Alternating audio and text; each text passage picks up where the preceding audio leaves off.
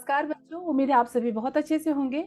पिछला वीडियो जो आपने पढ़ा था हमारा वो था आपका प्रयोग के आधार पर क्रिया के भेद, सकर्मक और अकर्मक। और आज का जो पार्ट है, सेकंड पार्ट है आपका रचना के आधार पर क्रिया के भेद और उसके जो भी पार्ट आज उसके बारे में हम लोग पढ़ेंगे। तो चलिए स्टार्ट करते हैं। आज का जो हमारा टॉपिक है रचना के आधार पर क्रिया। पिछली वीडियो में मैंने रिकॉर्ड किया था प्रयोग के आधार पर क्रिया के दो भेद होते हैं, अकर्मक क्रिया और सकर्मक क्रिया। नीचे लिंक दिया हुआ है या ऊपर आइकॉन में भी आप देख सकते हैं, क्रिया का लिंक दिया हुआ है। अगर नहीं देखा होगा तो आपने जरूर वो वीडियो भी देख लीजिए।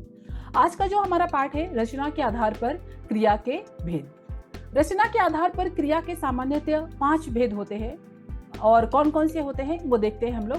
सामान्य क्रिया, प्रेरणार्थक क्रिया, संयुक्त क्रिया, नाम धातु क्रिया और पूर्वकालिक क्रिया। तो बच्चों सभी लोग सोचते हैं कि हमारे सिलेबस में 10th में ये चीज़ें नहीं है या 9th में नहीं है, 8th में नहीं है, तो इसको हम ज़्यादा प्रयास नहीं करते उस चीज़ों के पीछे। लेकिन यकीन मानिए बच्चों, अगर आप पढ़ते हैं तो विद्या कहीं भी नुकसान नहीं जाती है। आगे आपके पद परिचय हो, पदबंध हो, आगे कहीं ना कहीं सिलेबस में ये सारी चीज़ें काम आती है। और क्रिया तो हिंदी के लिए सोचिए या तो इंग्लिश की बात की जाए, लैंग्वेज की बात की जाए, तो क्रिया बहुत ही महत्वपूर्ण पार्ट है। तो इस वीडियो को बहुत ही ध्यान से देखिए, ठीक है बच्चों। तो देखते हैं सामान्य क्रिया क्या होता है। सामान्य क्रिया मतलब होता है जिस क्रिया के पीछे न लगा हो, ठीक है। न जैसे मैंने पिछले वीडियो में भी बताया था आपको, न या ना क्रिया का सबसे मूल रूप के अंदर ना प्रत्यय जुड़ा हुआ रहता है, तब हम उसका प्रयोग करते हैं तो सामान्य क्रिया कहते हैं। अर्थात जब वाक्य में एक क्रिया का पता चले तो उसे सामान्य क्रिया कहते हैं। देखो, हर एक किसी वाक्य को कंप्लीट करने के लिए हमें सहायक क्रिया की भी प्रयोग करना पड़ता है। तो यहाँ पर क्या किया जा रहा है, सामान्य क्रिया में क्या कहा जा रहा है, जहां पर केवल एक ही क्रिया मुख्य क्रिया हो। यहाँ पर कभी कभार कहीं दूसरी जगह सामान्य क्रिया को मुख्य क्रिया के रूप में भी लिखा जाता है। तो मुख्य क्रिया और सामान्य क्रिया दोनों भी एक जैसे ही है, ठीक है बच्चों। तो जैसे रोना, जैसे मैंने यहाँ पर कहा था ना प्रत्यय, तो रोना, धोना, खाना, पीना, नाचना, कूदो, पढ़ो, पढ़ा, नहाना, चलना, ये सारी क्या है आपकी मुख्य क्रियाएं है। अब इसको वाक्य में हम देखते हैं प्रयोग करके कैसे होता है। राधा पुस्तक पढ़ती है, ठीक है, पढ़ती है। अभी इसमें दूसरा नहीं है, दूसरी कोई भी क्रिया नहीं है, केवल पढ़ती है, ठीक है। घर गया, सामान्य क्रिया हो गया आपका, घर गया। पुस्तक लिखेगा, तो लिखना क्या हो गया मुख्य क्रिया। घर जाना, गया मतलब जाना हो गया मुख्य क्रिया आपका, और लिखा मतलब लिखना हो गया आपका मुख्य क्रिया। दूध पिया, पीना मतलब मुख्य क्रिया, ठीक है बच्चों। समझ में आया। जहां पर केवल एक ही क्रिया हो, जहां पर एक ही क्रिया हो और ना प्रत्यय लगा हो, समझ लीजिए ना प्रत्यय का इस्तेमाल किया हो। कभी कभार ना का भी होता है और कभी कभार गया, जैसे जाना का गया यूज किया गया है, उस प्रकार से भी क्रिया का रूप होता है। कहने का तात्पर्य यही है कि सामान्य क्रिया में एक ही क्रिया होती है, इस बात को हमें ध्यान में रखना होगा, ठीक है बच्चों।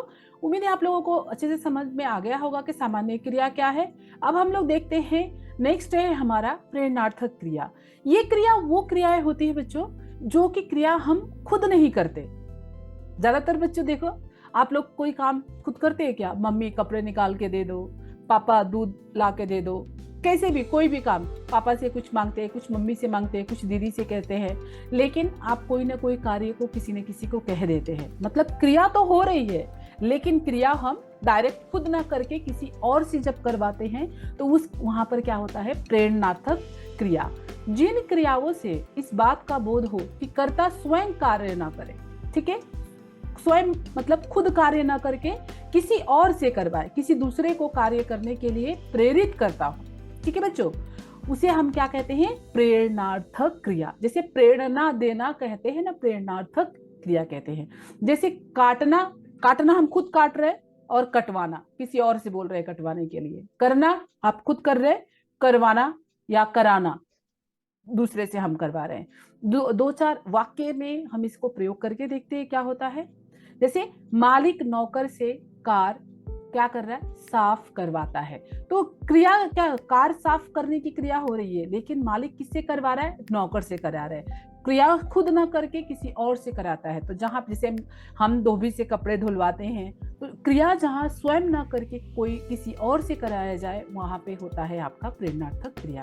जैसे एक और एग्जाम्पल से समझते हैं इसको। अध्यापिका छात्र से पाठ पढ़वाती है, सुनील अपने बेटे से काम करवाता है। उम्मीद है बच्चे बहुत अच्छे से समझ में आ गया होगा। प्रेरणार्थक क्रिया कहीं कहीं पर आता है कि क्रिया क्या होती है, कैसा होगा, तो उसको समझने के लिए आपको ये जरूरी है जानना। नेक्स्ट है हमारा संयुक्त क्रिया क्या होती है। अभी बच्चों फर्स्ट वाले में हमने पढ़ा क्या चीज, सामान्य क्रिया।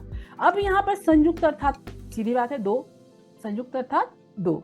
तो जब क्रिया, और लेकिन दो क्रिया होती है, बट एक क्रिया एक क्रिया के लिए सहायक के रूप में प्रयोग किया जाता है, ठीक है। तब जाके, जैसे कि अभी हमने यहाँ पर दिया खाने लगी, लगना भी एक क्रिया हो गया, लेकिन ये लगा यहाँ पर किस लिए प्रयोग किया गया, खाने को सपोर्ट करने के लिए किया गया है। खाने की क्या क्या क्रिया है, मुख्य क्रिया खाना है, लेकिन सहायक क्रिया के रूप में लगी शब्द का प्रयोग किया गया है। तो संयुक्त क्रिया ऐसी क्रिया है जो किन्हीं दो क्रियाओं के मिलने पर बनती है, और ऐसी क्रिया को संयुक्त क्रिया कहते हैं। दूसरे शब्दों में क्या कहें तो जब दो तरह की क्रिया मिलकर किसी तीसरे क्रिया का नया क्या करती है, नया आविष्कार करती है, तो वो नई क्रिया क्या कहलाती है, संयुक्त क्रिया के नाम से जानी जाती है। राइट बच्चों। तो जैसे मीना जाने लगी, जाने लगी, जाना मुख्य क्रिया है, लेकिन लगी उसको हेल्प कर रहा है। तो इस प्रकार से आप समझ सकते हैं। नेक्स्ट है आपका प्रियंका ने लस्सी पी। तो प्रियंका ने लस्सी पी लिया, तो पीना मुख्य क्रिया है और लिया उसको सहायक क्रिया कर रहा है। तो अभी सबसे पहला आपने क्या पढ़ा, आपने सामान्य क्रिया पढ़ा, ठीक है बच्चों, सामान्य क्रिया। दूसरा क्या पढ़ा, पूर्वकालिक क्रिया। तीसरा क्या हो गया, संयुक्त क्रिया। और सामान्य क्रिया को मैंने क्या कहा था, मुख्य क्रिया भी कहीं कहीं पर कहते हैं। राइट बच्चों, आ रहा समझ में? अगर समझ में आ रहा होगा तो नीचे लाइक बटन दिख रहा है, लाइक कीजिए, शेयर कीजिए और सब्सक्राइब कीजिए। थैंक यू बच्चों लाइक करने के लिए। अभी नेक्स्ट है आपका नाम धातु क्रिया। अभी बच्चों बोलेंगे ये नाम धातु क्रिया क्या होता है। नाम अर्थात जाहिर सी बात है संज्ञा, ठीक है, संज्ञा और सर्वनाम हो गए। विशेषण, तो क्या बोल रहे, नाम धातु, नाम से बनने वाली, धातु अर्थात क्रिया होता है, नाम से बनने वाली क्रिया को हम क्या कहते हैं, नाम धातु क्रिया कहते हैं। तो क्रिया को छोड़कर जैसे संज्ञा शब्द, सर्वनाम शब्द और विशेषण से मिलकर बने संयुक्त क्रिया को हम क्या कहते हैं, नाम धातु क्रिया कहते हैं।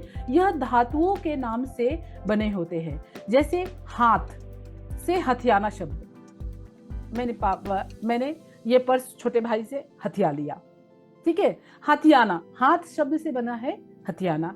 अपना सर्वनाम शब्द है, से बन गया अपनाना। लज्जा से लजाना, बात से बतियाना, शर्म से शर्माना, दुख से दुखना, ठीक है। अब इस प्रकार से ये क्या हो रहा है, नाम धातु क्रिया अर्थात संज्ञा से, सर्वनाम से, विशेषण से, उस शब्दों से जब अगर बनता है क्रिया, तो उसे हम क्या कहते हैं बच्चों, नाम धातु क्रिया कहते हैं। इसका बहुत जगह पे प्रयोग किया जाता है, इसलिए ध्यान से देखिए। और कुछ उदाहरण के माध्यम से हम इसको समझते हैं कि वाक्य में कैसे प्रयोग किया जाता है। लुटेरों ने जमीन हथिया ली, राइट, लुटेरों ने जमीन हथिया ली। तो हाथ शब्द से बन गया हथियाली। उन्होंने अपनी बहू को अपना लिया। पूर्वकालिक क्रिया, पूर्वकालिक क्रिया क्या होती है, पूर्वकालिक क्रिया वो क्रिया होती है जहां पर एक क्रिया समाप्त होकर, मतलब वाक्य एक ही रहेगा, ठीक है बच्चों, जहां पर एक क्रिया समाप्त होकर दूसरी क्रिया प्रारंभ होती है, वहां पर क्या बोलते हैं, पूर्वकालिक क्रिया कहते हैं। इसको हम एक डेफिनेशन से देखते हैं क्या होता है। पूर्वकालिक क्रिया का मतलब पहले से किया हुआ होता है एक क्रिया, और जब कर्ता एक काम को समाप्त करके तुरंत दूसरे काम में लग जाता है, तो जो पहले क्रिया हो गई होती है उसको क्या कहते हैं, हम पूर्वकालिक क्रिया कहते हैं। जैसे देखकर, खाकर, सोकर, पीकर, खेलने गया, नहाने गया, मतलब जो बाद की क्रिया होगी वो मुख्य क्रिया होगी, और जो पहले वाली क्रिया होगी उस क्रिया को हम क्या कहेंगे, पूर्वकालिक क्रिया कहेंगे।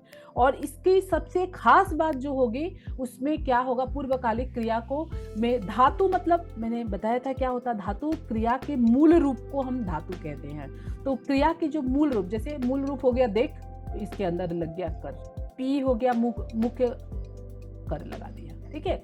तो इसमें करके और क्या क्या लगता है, धातु में कर लगता है या करके लगाकर बनाया जाता है, उसे हम क्या कहते हैं, पूर्वकालिक।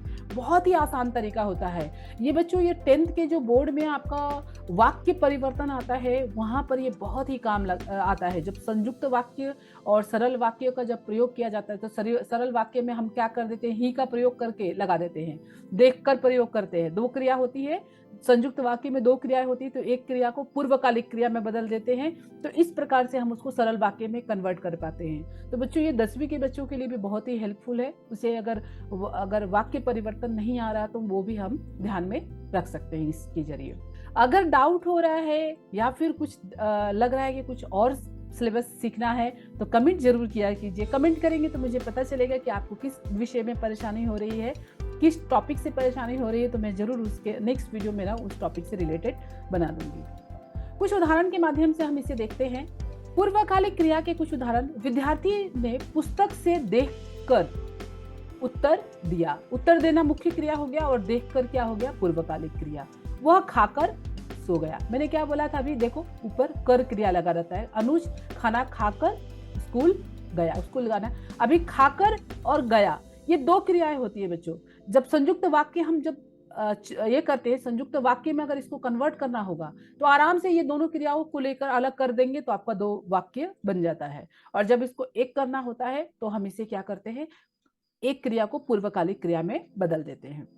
वे सब सुनकर, सुनना भी एक क्रिया है, चले गए, चलना भी, जाना भी एक क्रिया है।